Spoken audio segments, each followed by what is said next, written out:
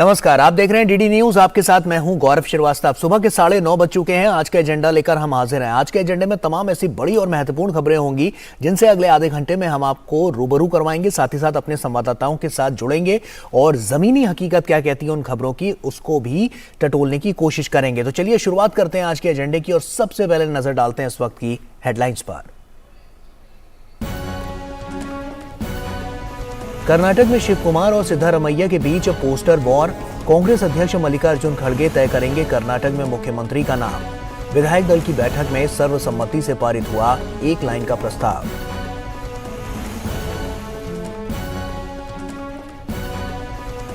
जम्मू कश्मीर में आज फिर एक्शन में एनआईए। टेरर फंडिंग के मामले में पुलवामा और शोपियां में कई ठिकानों पर छापा।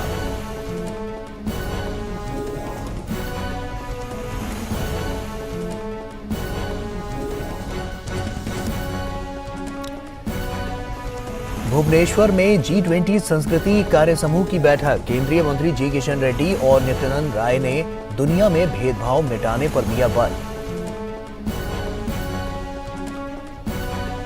और मुंबई में आज से शुरू होगी G20 ऊर्जा परिवर्तन कार्य समूह की बैठक। ऊर्जा प्रौद्योगिकियों के अलावा निवेश जुटाने में अंतर्राष्ट्रीय वित्तीय संस्थानों और विकास बैंकों की भूमिका पर होगी चर्चा।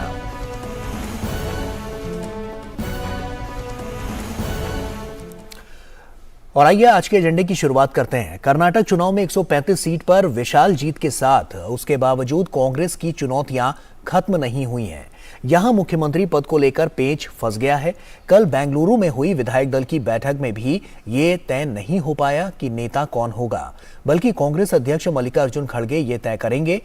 दरअसल विधायक दल की बैठक में एक लाइन का ये प्रस्ताव सर्वसम्मति से पारित किया गया कि खड़गे ही विधायक दल के नेता के नाम पर मुहर लगाएंगे और वही मुख्यमंत्री होगा। मुख्यमंत्री पद के लिए कर्नाटक में कांग्रेस पार्टी के अध्यक्ष डीके शिव कुमार और पूर्व मुख्यमंत्री सिद्धारमैया प्रमुख दावेदार हैं। दोनों ही नेता आज दिल्ली आ रहे हैं। इस बीच कर्नाटक में दोनों नेताओं के समर्थक उनके पक्ष में नारे लगा रहे हैं और बड़े बड़े पोस्टर लगाए जा रहे हैं।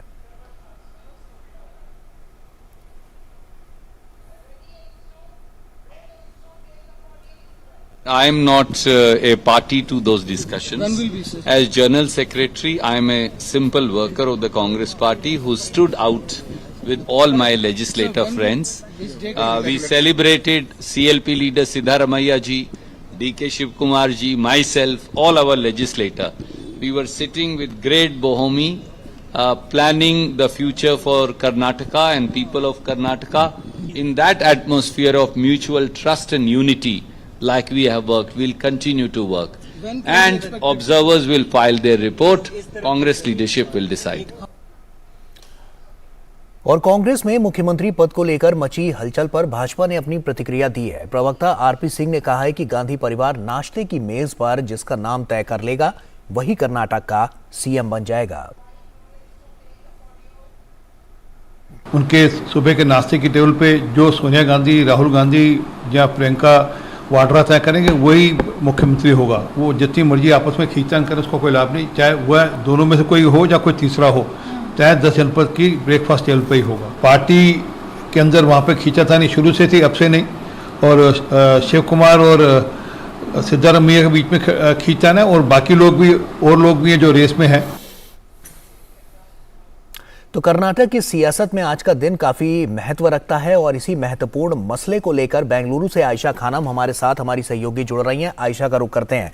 आयशा, रणनीति बनती बिगड़ती हुई यहां पर नजर आ रही है और साफ तौर पर, क्योंकि दो नाम जो सबसे प्रबल दावेदार और इन दोनों नामों में जो रस्साकशी है वो काफी तेज होती नजर आई है। ऐसे में कर्नाटक की राजनीति और कर्नाटक की आबोहवा क्या कहती है आज इस महत्वपूर्ण मुद्दे को लेकर? ये देखिए, कर्नाटक में चुनाव का शोर थम गया, लेकिन अब सबको इंतजार है कि नई सरकार बने और कांग्रेस ने जो वादे किए हैं ये तमाम वादों को अब लागू करना है। अभी इन तमाम वादों को पूरा करना है। 5 गारंटी की बात कांग्रेस ने कही थी, लेकिन अभी तक कांग्रेस ने अपने मुख्यमंत्री पद के नाम की गारंटी नहीं दी है। तो ये कांग्रेस के लिए बहुत बड़ी चुनौती, बहुत बड़ी उलझन है। और आज जबकि ये सारा मामला दिल्ली पहुंच रहा है, 10 जनपद में इस पर फैसला होगा, तो देखना दिलचस्प होगा कि कांग्रेस किस तरह से मुख्यमंत्री पद के नाम का चयन करता है, क्योंकि डीके शिव कुमार के नाम को लेकर काफी कुछ अटकलें लग रही थी शुरू से, लेकिन डीके शिव कुमार पर जो जिस तरह के केसेस हैं, जिस तरह के भ्रष्टाचार के मामले हैं, मनी लॉन्ड्रिंग केस उन पर चल रहा है, आय से अधिक संपत्ति का केस उन पर चल रहा है। देखिए ये केस ठीक उसी तरह का है जिस तरह जयललिता का केस चेन्नई में था जब वो मुख्यमंत्री पद पर थी और उन्हें मुख्यमंत्री पद गंवाना पड़ा और 11 साल तक ये केस चला। तो ठीक इसी तरह के चार्जेस डीके शिव कुमार पर भी हैं मनी लॉन्ड्रिंग केस में। और सीबीआई ने पहले ही कर्नाटक सरकार से, जब बोम्मई सरकार थी यहाँ पर, कर्नाटक सरकार से इजाजत भी ले ली थी कि डीके शिव कुमार पर जांच शुरू कर दी जाए और चार्जशीट फाइल कर दी जाए। तो ऐसे में डीके शिव कुमार की मुश्किलें बढ़ती नजर आ रही हैं। अगर वो मुख्यमंत्री पद पर संभाल भी लेते हैं तो कांग्रेस क्या जवाब देगी, क्योंकि कांग्रेस कर्नाटक में लगातार भ्रष्टाचार के मामले को लेकर चुनाव प्रचार में कई बार कर्नाटक में बीजेपी सरकार पर आरोप लगाया, बीजेपी सरकार को 40% सरकार का आरोप लगाया और अडानी का मामला उठाया। तो ऐसे में अगर कांग्रेस डीके शिव कुमार के नाम पर मोहर लगाती है तो कांग्रेस कहीं ना कहीं अपने ही चंगुल में फंस जाएगी। तो दूसरी तरफ सिद्धरामैया के नाम पर भी मोहर लग सकती है, क्योंकि सिद्धरामैया एक वरिष्ठ नेता है और सिद्धरामैया पहले भी कर्नाटक के मुख्यमंत्री रह चुके हैं और एक वित्त मंत्री होने के नाते उनका अनुभव बेहतर है, जो कि कांग्रेस को अपनी 5 गारंटीज लागू करने के लिए इस वक्त बेहद जरूरी है। क्योंकि इसके लिए कांग्रेस को जो 5 वादे किए हैं कांग्रेस ने, करीब 1 लाख करोड़ रुपए मोबिलाइज करना होगा। तो ऐसे में सिद्धरामैया का अनुभव जो है वो कांग्रेस के काम आ सकता है। लेकिन अब दोनों के बीच में दोनों गुट जैसे आमने सामने है, सिद्धरामैया और डीके शिव कुमार आमने सामने, दोनों हाथ पकड़ के एक साथ चलकर ये चुनाव लड़ा था, लेकिन अब आमने सामने है, दोनों भी झुकने के लिए तैयार नहीं है। तो देखना ये दिलचस्प होगा कि कैसे कांग्रेस बीच का रास्ता निकालती है। बात तो कही जा रही है 50-50 की, यानी एक टर्म यानी 2.5 साल के लिए डीके शिव कुमार और 2.5 साल, लेकिन ये जो फॉर्मूला है 50-50 का, आयशा, क्या ये कर्नाटक की राजनीति में सफल हो पाएगा? मेरा पहला सवाल तो ये, और उसी के साथ दूसरा मेरा सवाल आपसे ये है कि हम बैलेंस बनाने की जब बात करते हैं तो हमने देखा है कि कांग्रेस इससे पहले भी तमाम राज्यों में बैलेंस बनाने में कांग्रेस विफल साबित हुई है, तो क्या वो बैलेंस यहां पर बनता हुआ नजर आएगा? ये देखिए बहुत मुश्किल है, क्योंकि राजनीति में कल किसने देखा है। तो ये 50-50 का मामला भी जो सामने रखा जा रहा है, इसको लेकर भी डीके शिव कुमार और सिद्धरामैया में मतभेद हैं। दोनों इसमें भी इस पर भी सहमति नहीं जता रहे, क्योंकि पहले कौन मुख्यमंत्री बनेगा और कल किसने देखा है। क्योंकि अगले साल लोकसभा चुनाव है और कर्नाटक में अगर इसी तरह की लगातार खींचतान चलती रही तो जाहिर है कहीं ना कहीं कांग्रेस को आगे सरकार चलाने में बहुत मुश्किलों का सामना करना पड़ सकता है। लेकिन ये बैलेंस करना कर्नाटक में बहुत मुश्किल है, क्योंकि यहाँ पर कास्ट की दावेदारी है, जाति के आधार पर बैलेंस करना बहुत जरूरी पड़ता है। क्योंकि कर्नाटक में देखिए वक्कलिगा समुदाय लिंगायत के बाद दूसरा सबसे बड़ा समुदाय है और वक्कलिगा समुदाय के जो मठ हैं वो पूरी तरह से राजनीति पर नजर रखते हैं और पूरी तरह से उनका प्रभाव है लोगों में। और दूसरी तरफ कुरुबा समुदाय जो है वो भी तीसरा बड़ा समुदाय है, जहां पर ओबीसी और SC/ST कास्ट इस पूरे समुदाय के साथ जुड़ते हैं। तो सिद्धरामैया इस समुदाय से ताल्लुक रखते हैं और डीके शिव कुमार वक्कलिगा नेता हैं। तो ऐसे में ये जाति को किस तरह से बैलेंस किया जाए, क्योंकि आने वाले लोकसभा चुनाव के लिए कांग्रेस के लिए ये चुनौती होगी।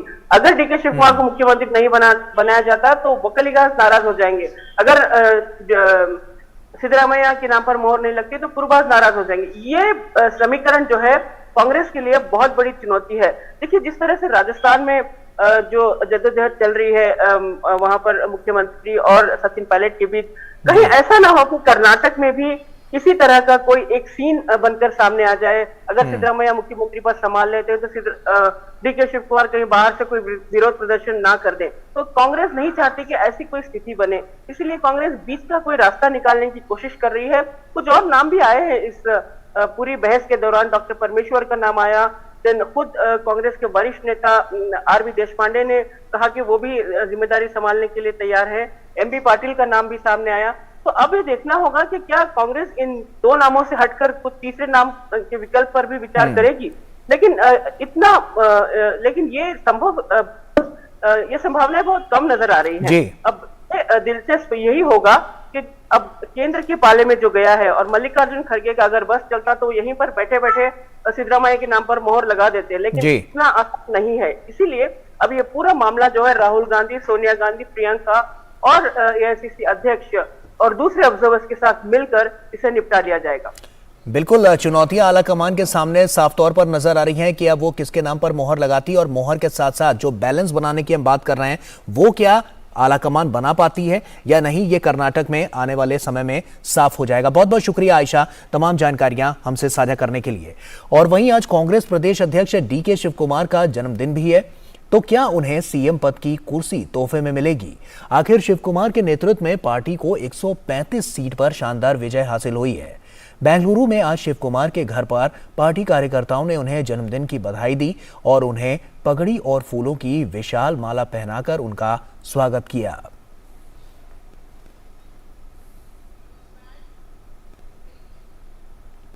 और आइए अगली खबर का रुख करते हैं। जम्मू कश्मीर के पुलवामा में राष्ट्रीय जांच एजेंसी की टीम छापेमारी कर रही है। NIA की टीम ये छापेमारी आतंकी साजिश मामले में कर रही है। इससे पहले राष्ट्रीय जांच एजेंसी की टीम ने बारामूला जिले में छापेमारी की थी।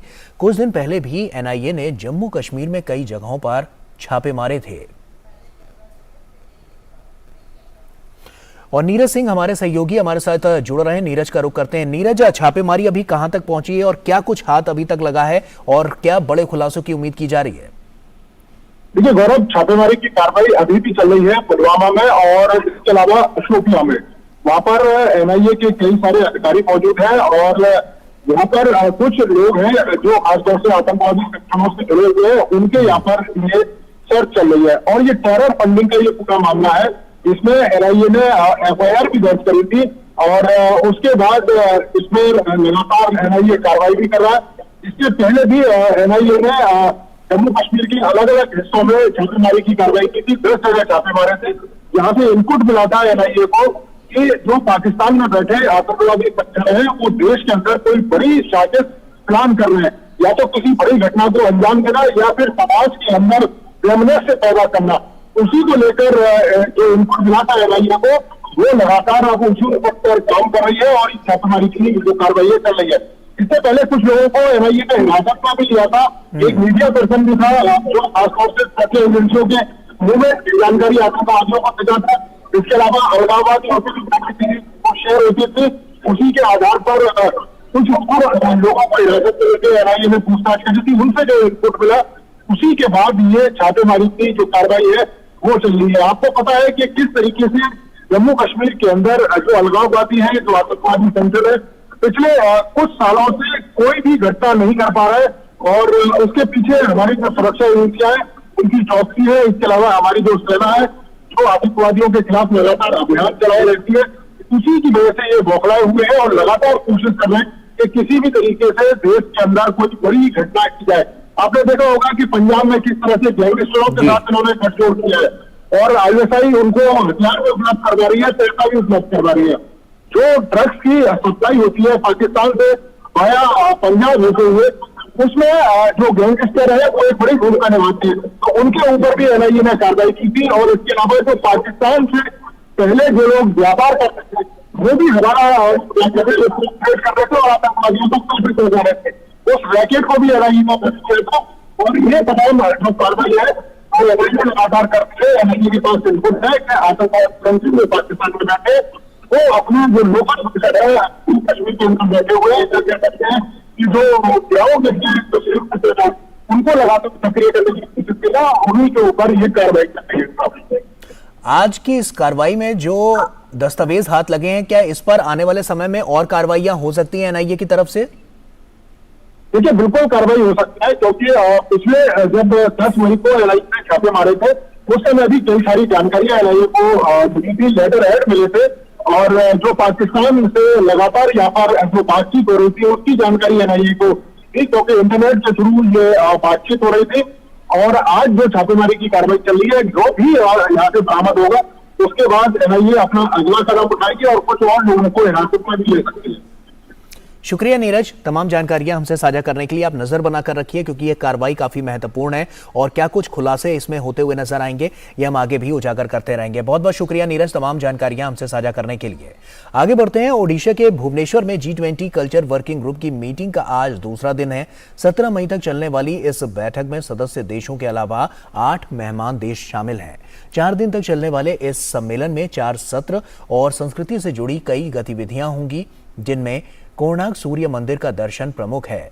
बैठक के दूसरे दिन अपने संबोधन में केंद्रीय संस्कृति मंत्री जी किशन रेड्डी ने कहा कि प्रधानमंत्री नरेंद्र मोदी के नेतृत्व में देश विकास तो कर ही रहा है, साथ ही विरासत को संजोने का काम भी बखूबी किया जा रहा है।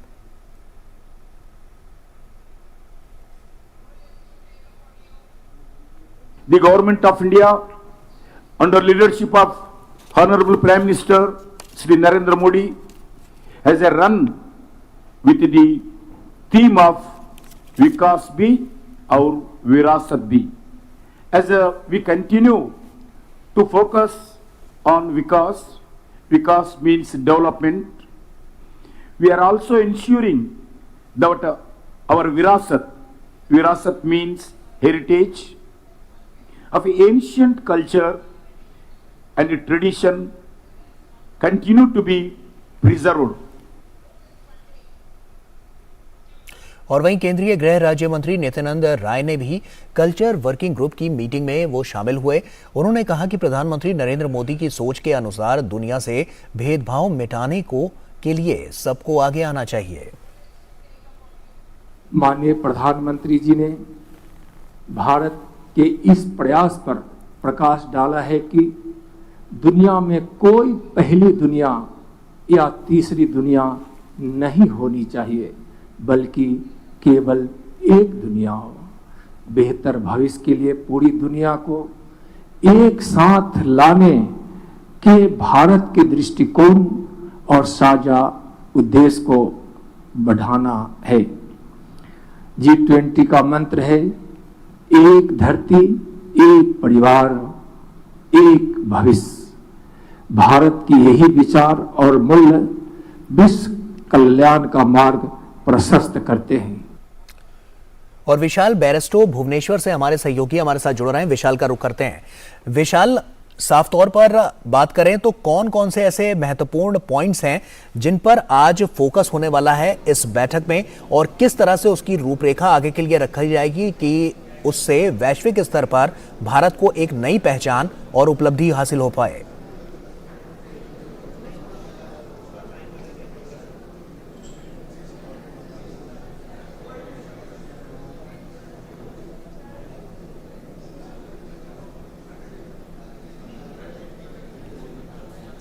देखिए गौरव, अभी आपने दोनों मंत्रियों को सुना। यहाँ पर जो ओपनिंग सेशन था वो हो चुका है, अब डिस्कशन चल रहा है अंदर।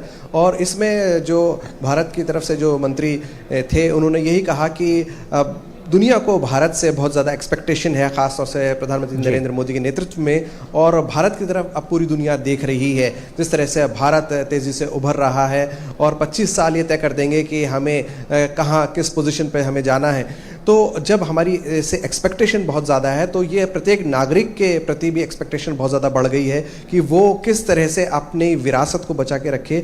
विकास और विरासत जो प्रधानमंत्री का विजन है उसको और दुनिया को भी बताया जा सके कि क्यों भारत विश्व गुरु बनने की ताकत रखता है, की काबिलियत रखता है, और क्या है भारतीय विरासत। तो यहाँ जो 4 दिन तक ये सेकेंड वर्किंग ग्रुप की जो मीटिंग हो रही है, जिसके अंदर 20 सदस्य देशों के प्रतिनिधि हैं, इसके अलावा 8 मेहमान देश भी इसमें भाग ले रहे हैं। तो यही फोकस रहेगा कि किस तरह से विरासत को बचा के रखा जाए, दुनिया को अपनी विरासत बताई जाए, और उसके साथ साथ एक सेफ एनवायरनमेंट आगे आने वाली पीढ़ी को दिया जाए, क्योंकि संस्कृति, विरासत और विकास आपस में जुड़े हुए हैं। और जैसे कि भारत हमेशा कहता रहा है वसुधैव कुटुंबकम, यानी कि अर्थ इज फैमिली, एक one world one family one future, यही मोटो है G20 का। और इन्हीं पर ये G20 की जो सेकेंड वर्किंग ग्रुप की मीटिंग है वो चल रही है। संस्कृति से जुड़ी हुई तमाम गतिविधियां यहां पर देखने को मिल रही हैं। वैश्विक पटल पर जब हम बात करते हैं तो एक भारत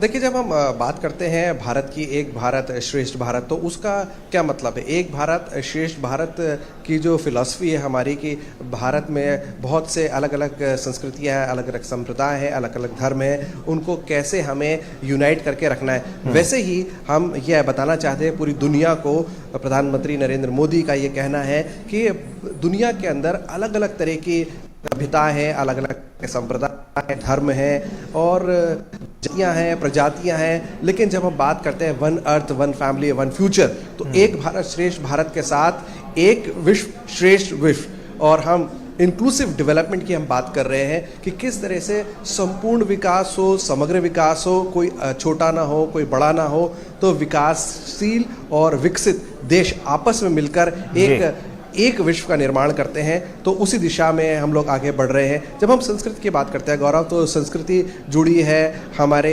संस्कारों से, संस्कृति जुड़ी है हमारी विरासत से, और संस्कृति का सीधा सीधा ताल्लुक जो है वो हमारे पर्यटन से जुड़ा है। तो विकास की जब हम बात करते हैं, टूरिज्म, इकोनॉमी से जुड़ा हुआ है, तो ये तमाम चीज़ें हैं जिनको लेकर हमें आगे बढ़ना है। तो हमें अपनी जड़ों को भी संभाल कर रखना है, हमें अपनी विरासत को भी संजो कर रखना है, और जब हम विकास की बात करते हैं तो यही विरासत हमें आगे लेकर जाएगी। तो किस तरह से हम अपनी विरासत को संजो सकते हैं, उसके लिए जो डॉक्यूमेंटेड प्रूफ्स हैं उसको कैसा इसमें होना चाहिए, तो ये सारी चीज़ें हैं जिसको लेकर हमें आगे बढ़ना है।